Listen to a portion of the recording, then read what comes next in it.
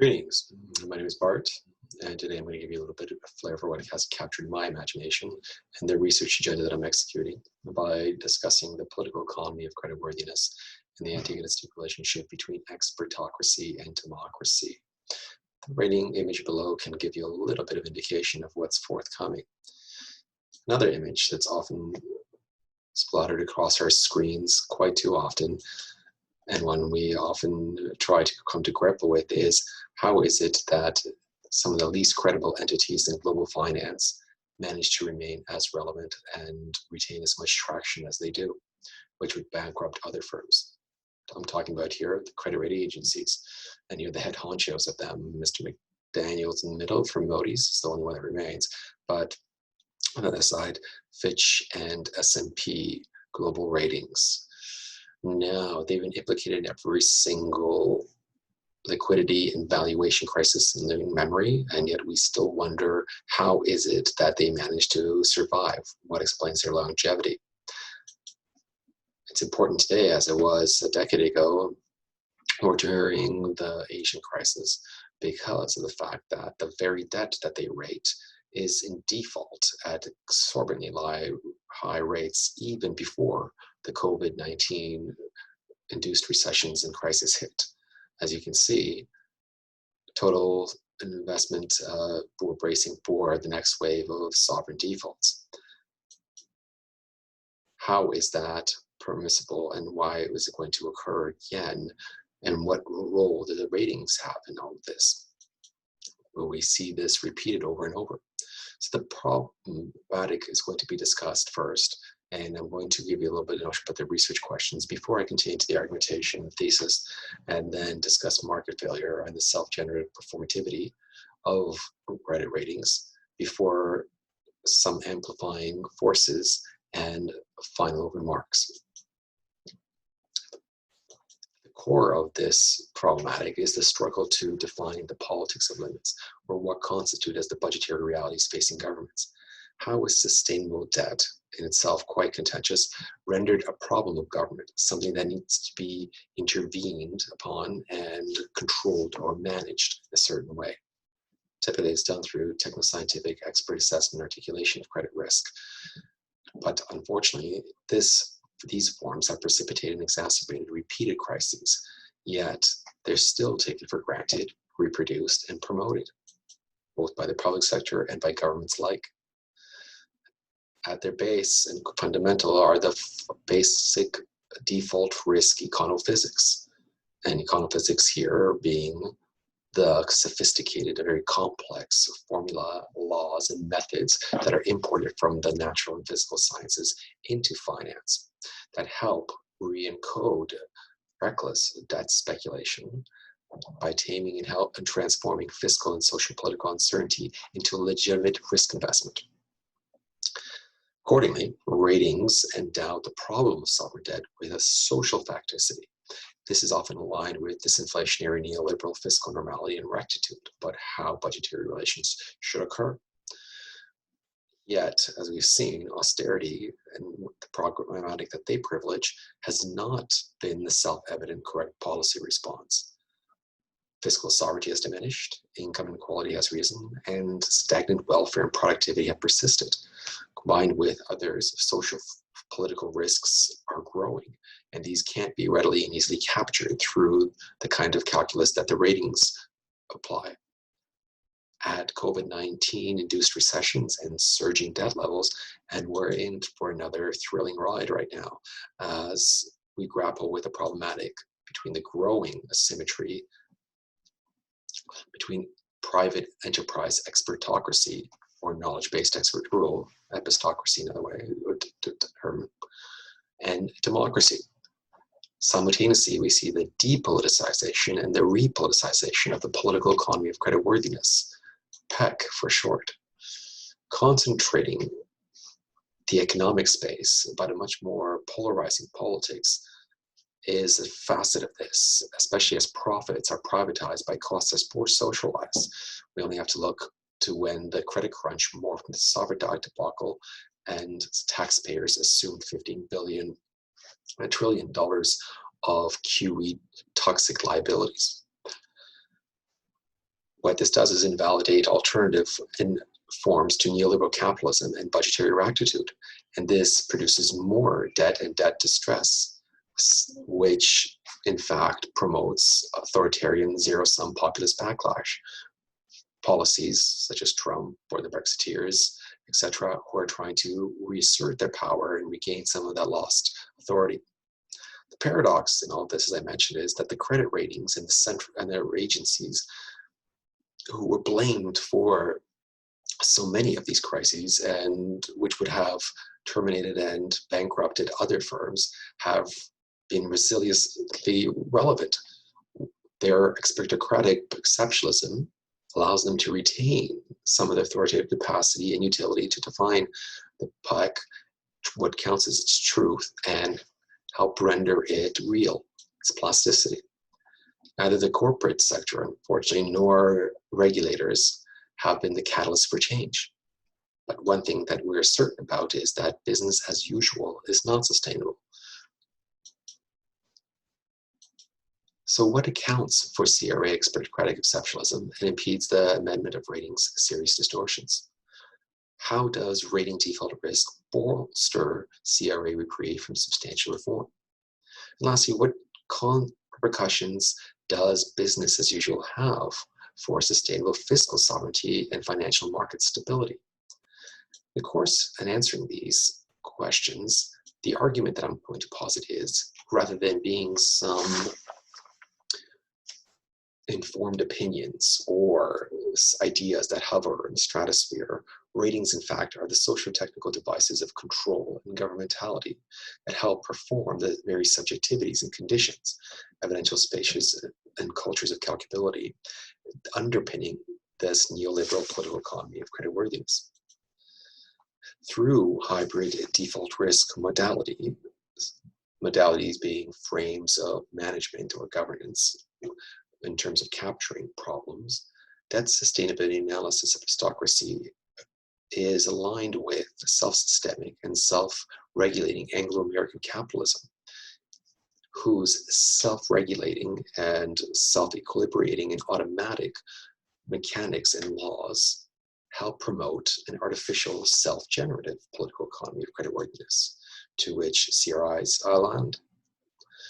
The econophysics calculation here, and calculation is a term that means quantitative measures and metrics render qualitative judgments as authoritative knowledge, helps distribute the framing of this referential infrastructure as normative social plasticity.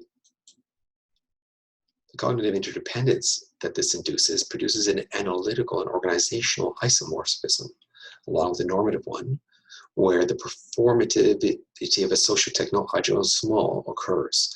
And agile combines agency and assemblage, rendering subjectivities meaningful and actions permissible, which depoliticizes the political economy of creditworthiness to embed market economy in democratic order.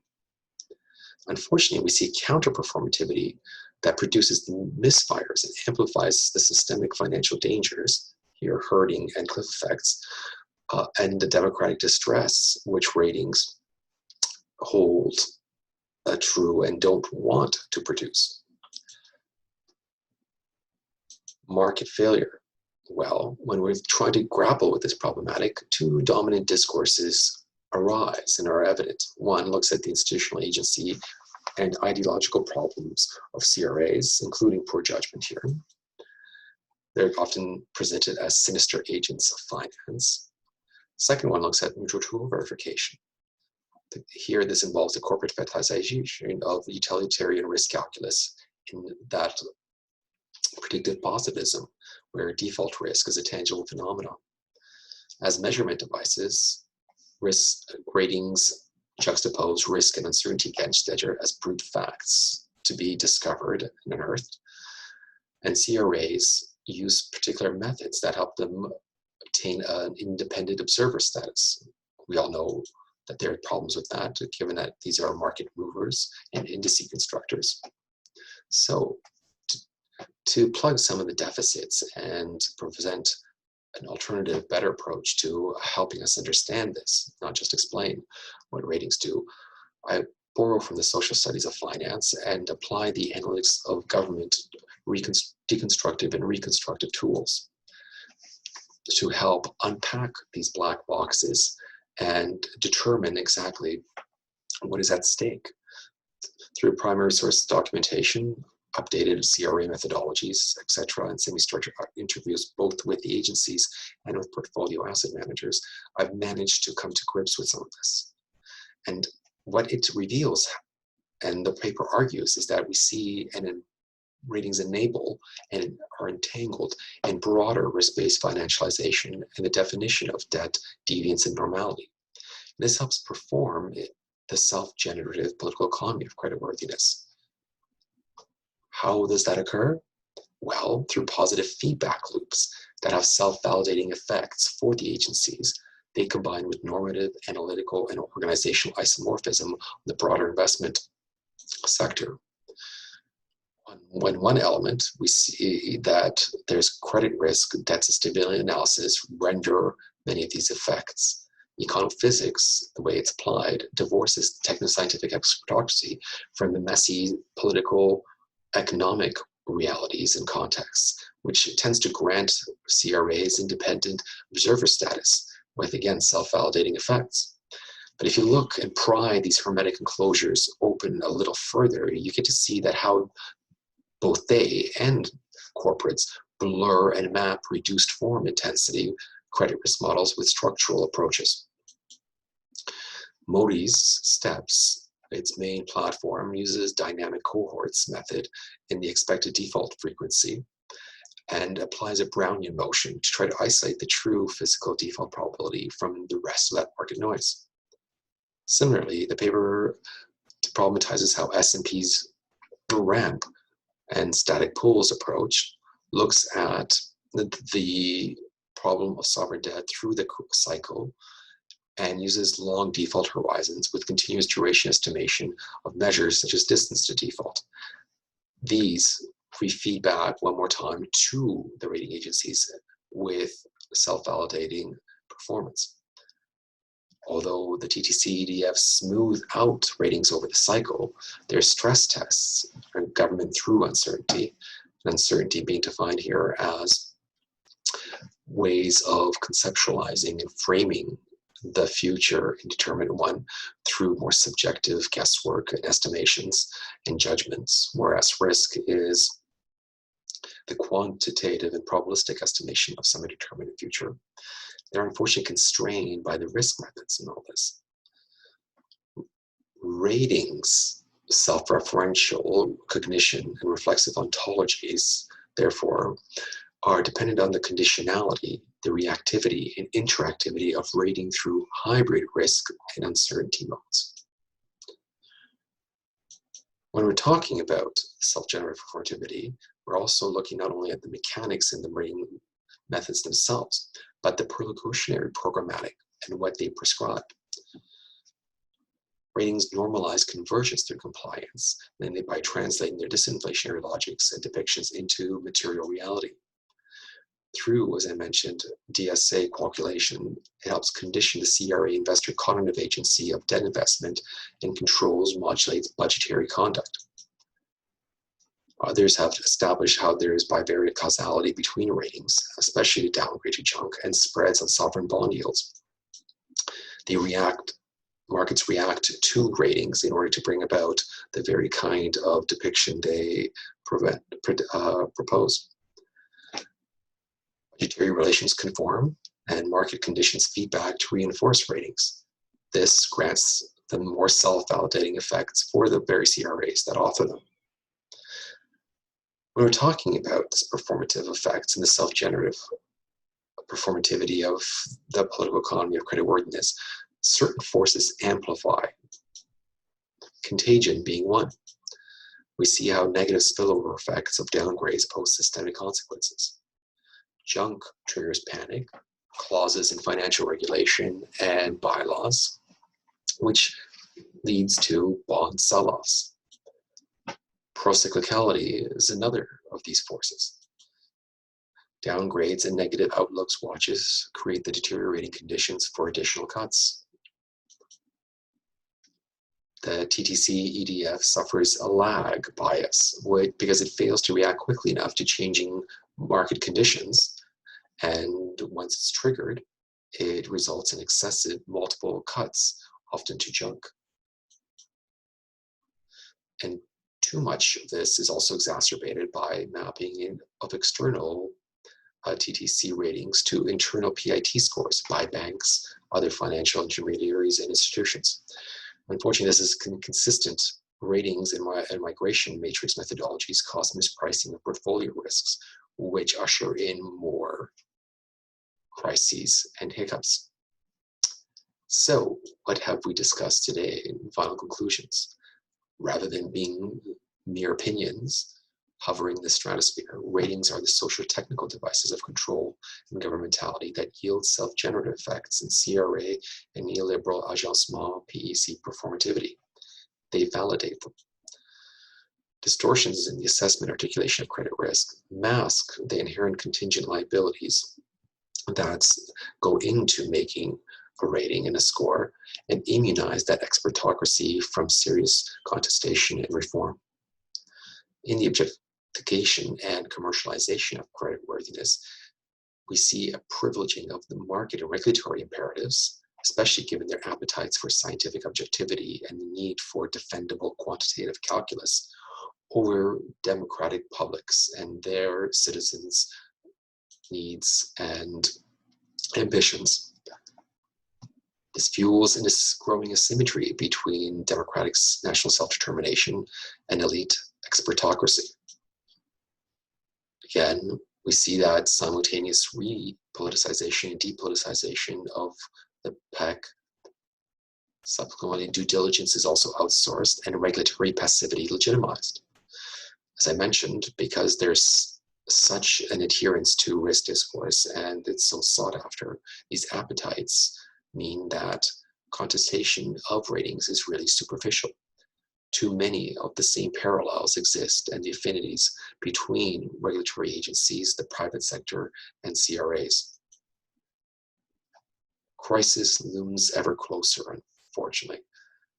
As most of this is adopted, we need to find better measures of trying to come to terms with this rather than doing the same thing over and over again, but expecting different results. That is the definition of one, insanity, two, idiocy, and some of the brightest and the smartest would contend to be neither. But when we're talking about this conflictual entanglement between the political and the economic spheres, well, we just have to look to the frictions that are produced when politics says, us don't need you, or the US don't need you, but markets come up with a different alternative vision and reality. In fact, the US, debt-stricken Europe, and Japan as well, are owed by the world, and therefore owned by the world, and therefore the US and these other countries owe you, and they rely on the markets that they criticize the most for their existence. And we have to reconcile and come to an understanding how it is that the same is reproduced and segmented over and over again without any change or substantive revision. So if you appreciate some of the comments that were heard and wish to further investigate this, I welcome you to come peruse the book and come to some insights about what it is that credit ratings and sovereign debt manage to make in this conflictual relationship. For that, I thank you and wish you the best.